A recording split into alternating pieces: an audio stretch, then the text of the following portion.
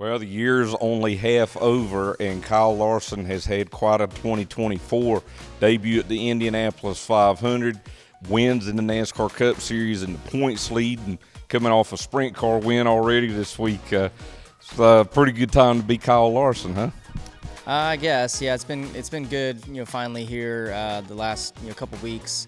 At least on the dirt side, has been kind of a struggle to this point. So nice to get a couple wins, and then you get a win on a road course too. It's been a minute since we've done that. So yeah, it's been going good, and hopefully we can just keep it up.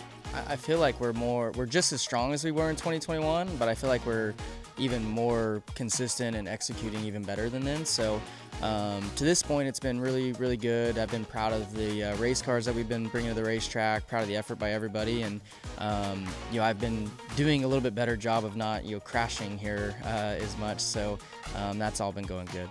Yeah, I mean, as a team, we certainly are trying to be just buckled down to the week-by-week details. You can't get too far ahead of yourself. You can't look too far out, because there's just so many things that happen, week in and week out. So I would say globally right now, our biggest concern is probably, some of the short tracks and the short track type package.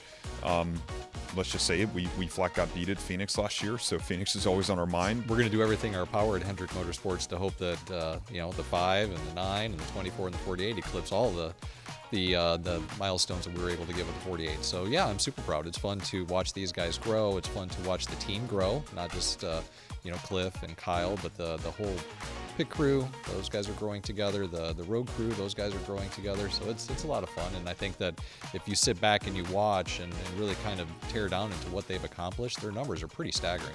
Cliff is he's an amazing leader, obviously very technically savvy when it comes to racing, very tactical, like he likes to attack things, and he's got a definite plan when he goes into a race of how he expects things to go, and his ability to move and shift is really high. So I'm super proud of Cliff. He's really turned out to be an amazing crew chief. He's won championship now, and he's got a bunch of race wins and plenty more coming for sure. So we're always pushing to win every race. So I don't approach a race any differently than I would in the playoffs. You try to run up front all race long, try and maximize your day, getting stage points and putting yourself in position to win. So I think if you can stay in that mindset too, then you're ready for when the playoffs start. So yeah, I don't approach anything differently, and I don't know if we approach anything differently on the car setup stuff. I think with how consistently good we are each week, I would say that we're not venturing too far off of what's normal, but I don't really know either. There's a healthy amount of knowing what's normal, knowing how to be normal and stay normal, and finding the thing or two that you may need.